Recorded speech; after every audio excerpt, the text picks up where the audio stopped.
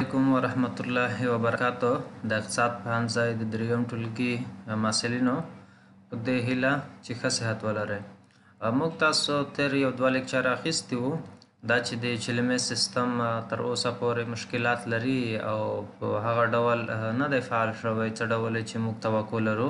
نو موږ تاسو په خپل درسونه د همدې ویډیو له لارې یا ویډیو لیکچر له لارې پر مخ وړو. موږ تاسو د افغانستان په بودیجوي سیستم کې د تغییراتو او په هغه کې د تحولاتو په برخه کې غږېدلي او په هغې هم بحث کړی و. راځو د مانچولي سیستم موږ تاسو وویل چې دا یو ایټالوي متخصص و چې د ایټالیا هیواد د افغانستان بودیجوي سیستم کې یو لړ تغییرات راوستل، عادي او انکشافي بودیجې توپیر و، د حسابونو تمرکز و. نو دا سیستم چې و ډېر ساده او بسیط سیستم و. نو د همدې وجې تقریبا په 2 کالونو کې یعنی د 2 کالونو په موده کې په ټول هیواد کې دا څه ډول شو عمومیت یې پیدا کړ یا په اصطلاح خلک ورسره بدل شول. لکه مالیه، اوس مالیه عادي سیستم دی، هر څوک په اسانۍ سره مالیه داخلوي. همدې ته ورته نور تادیات. نو د مانچولي سیستم چې و دا ډېر ساده او بسیط و، یعنی د فهم او تفهیم کې کوم ستونزې موجوده نه وې. نو تقریبا د 2 کلونو نه هم په کمه موده کې دا څه ډول شو په هیواد کې دود شو یا په هیواد کې عمومیت یا جنرال اکسپټیبیلیټي د څه پیدا کړه. د څو کلونو نه وروسته د 1428 نه تر 1432 پورې د مانچولي سیستم همدغه سیستم د یو بل فرانسوي عالم لخوا چې موسیو کلیمن نومېده د دې په واسطه تر غور لاندې ونیول شو.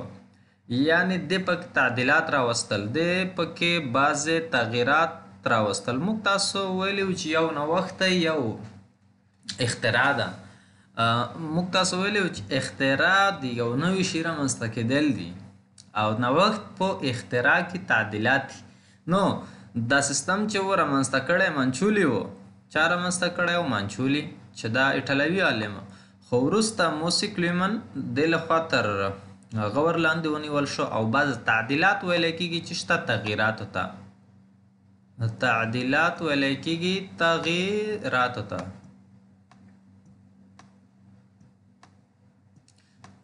دا تغییرات دی بعض تغییرات پکې راوستل، اما په بشپړ ډول له صحنې ونوتو. نو د تعدیلاتو نه وروسته بیرته څه ډول شو؟ دا د تایید وړ وګرځي ځکه د عمومیت پیدا کړی و یا په اصطلاح جنرال اکسپټیبیلیټي پیدا کړې وه. ښه، په 1433 هجري المارس کال کې مضاعف سیستم، مضاعف ورونو ویلی کېږي چې شته، مضاعف ویلی کېږي 2 ګونه. تاسو په محاسبه کې لیدلی وي چې د محاسبې مضاعف سیستم لومړي ټولګي کې به تاسو ویلي وي مضاعف ویلی کېږي 2 ګونې ته. دا سیستم یعنی د معاملاتو 2 ځایه ثبت کېدل چې دا په خپله د غلطیو د اصلاح، د نیمګړتیاو د معلومولو او د فرد، دوکې او درغلۍ د دغو شیانو د مخنیوي دپاره د محاسبې 2 ګونه سیستم رامنځته شوی. نو په 1433 کال کې مضاعف سیستم نیاز شاهي په نامه یو کس و چې د دې ترکای و دغه یا په اصطلاح د مالی او اداري چارو د کوم مالی او بودیجوي چارو شی متخصص یا سپیشالیست و. د دې لخوا مضاعف سیستم مضاعف ویلی کېږي 2 ګونې ته، یعنې لکه په اکاونټینګ کې چې تاسو ویلي دي د یوې معاملې 2 ځایه ثبت کول. نوموړی سیستم لا تکامل لا بشپړتیا ته نه ورسېدلی چې په 1438 هجري المارس کال کې د دولت بودیجه په فعلي شکل، دا اوس فعلي ویلی کېږي اوسني دورونه، فعلي چې شته ویلی کېږي، فعلي منه اوسنی د افغانستان اوسنی سیستم چې دی دا د PES چې د یوې کمپنۍ مخففات دي یا د یوې کمپنۍ د نوم مخففات دي، امریکایي کمپنۍ یا مؤسسې په واسطه طرحه او تطبیق شو تر نن ورځې پورې عملي اجرا کېږي. یعنې په دې پوهېږو چې لومړنی سیستم چې معیاري سیستم رامنځته شوی موسی ژوني مانچولي و. د هغې نه وروسته بیا فرانسوي موسی کلیمن چې و هغې په دې کې تغییرات راوستل. بیا د نیاز شاهي له خوا نه په 1433 کې مضاعف یا 2 ګونه سیستم رامنځته شو. د هغې نه وروسته د دولت د بودیجې فعلي شکل چې PES کمپنۍ رامنځته کړی او دا تر نن پورې هم دوام لري. یعنې د افغانستان بودیجه د دې سیستم له لارې ترتیبېږي. ښه، موږ تاسو ویلي وو چې د دولت چې کله بودیجه ترتیبوي یا یو کلنه یا لنډمهاله او اوږدمهاله بودیجه ترتیبوي، په حقیقت کې دا دولت خپلو موخو ته د رسېدو دپاره څه ډول کوي؟ موخو ته د رسېدو دپاره دغه بودیجه ترتیبوي تر څو مختلف اهداف او موخې د دې بودیجې په واسطه باندې ترلاسه. د دولت فعالیتونه بیخي زیات دي په عادي برخه کې، په انکشافي برخه کې، اقتصادي او کلتوري او فرهنګي مختلف برخه. نو په حقیقت کې دولت چې د کومه بودیجه ترتیبوي د دولت د فعالیتونو څه ده؟ انعکاس کوونکي ده، یعنی د دولت فعالیتونو ته انعکاس ورکوي. بدون د دغه بودیجې نه د دولت فعالیتونه انعکاس نشي کولی یا په اصطلاح ترسره کېدلی نشي. نو د همدې وجې نه هر څومره چې په ملي عاید کې زیاته ونډه لري، هر څومره ملي عاید خو تاسو ویلی دی چې په یوه مالي دوره کې د ټول هېواد د وګړو په واسطه باندې عاید ترلاسه کول په خپله ملي عاید یا په انګلیسي کې ورته وایي چې ان آی معنا نشنل انکم.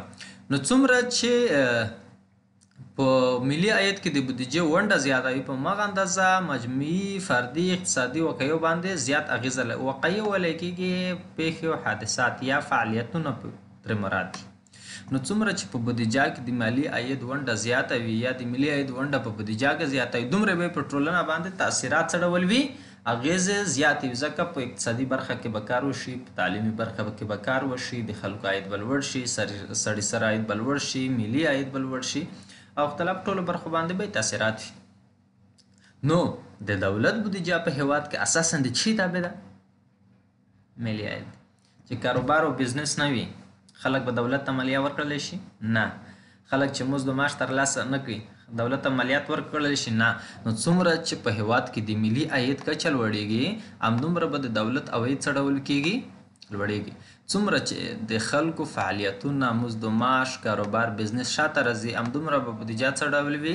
هغه کموالی کوي. ملي عاید باندې پوه شئ، د هېواد په یوه معینه مالي دوره کې د هېواد د ټولو وګړو په واسطه ترلاسه شوی عاید ته ملي عاید ویل کېږي. نو څومره چې د ملي عاید کچه لوړه وي د دولت د عوایدو او د دولت د بودیجې کچه به هم لوړه وي، او څومره چې دا کمیږي د دولت بودیجه به څه ډول کېږي؟ کمیږي. نو ځکه وایي چې اساساً د چی تابع ده؟ ملي عاید. ملي عاید په خپل وار سره د مجموعي تقاضا د حجم تابع ده. څومره چې په هېواد کې مجموعي تقاضا ته ویلی کېږي اګریګیټ ډیمانډ، چې ورته ویلی کېږي مجموعي تقاضا ته اګریګیټ ډیمانډ. څومره چې په هېواد کې اجناس او خدمات تقاضا زیاته وي همدومره به خرڅلاو زیات وشي که نه، د دولت عواید به هم لوړ شي. نو تر ډېره ملي عاید یا نیشنل انکم چې دی دا د چی تابع دی؟ مجموعي تقاضا د حجم هغه اندازه. نو په پراخ مفهوم سره عمومي اقتصادي وضع د تغییراتو او تحولاتو تابع ده. نو اقتصاد هر وخت ثابت نه وي، اقتصاد تر ډېره هر وخت ثابت نه وي بلکې څه ډول وي؟ ویریبل وي. ویریبل ویلی شي تغییر ته، د تحول. نو همدې وجې نه دا ملي عاید څه ډول دی؟ دا هم تغییر منونکی دی. ځکه کاروبار، بزنس، فعالیتونه، اکټیویټي یا بزنس اکټیویټیز دا چې کمیږي زیاتېږي، ملي عاید کې به هم تغییر راځي. په ملي عاید کې چې تغییر راځي نو د همدې وجې نه د دولت په بودیجه کې به هم څه راځي؟ تغییر او تبدیل. او اقتصادي اوضاع او شرایطو سره تغییر کوي. چی شی تغییر کوي؟ د دولت بودیجه. او نظر وخت شرایطو ته څه ډول کېږي؟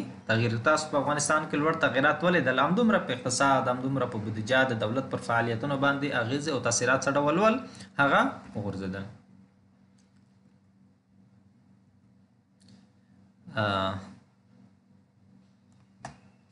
د نن ورځ د درس تر همدې ځای پورې بس. انشاءالله تعالی موږ تاسې به په راتلونکي ساعت کې بیا نوی درس وخت چارې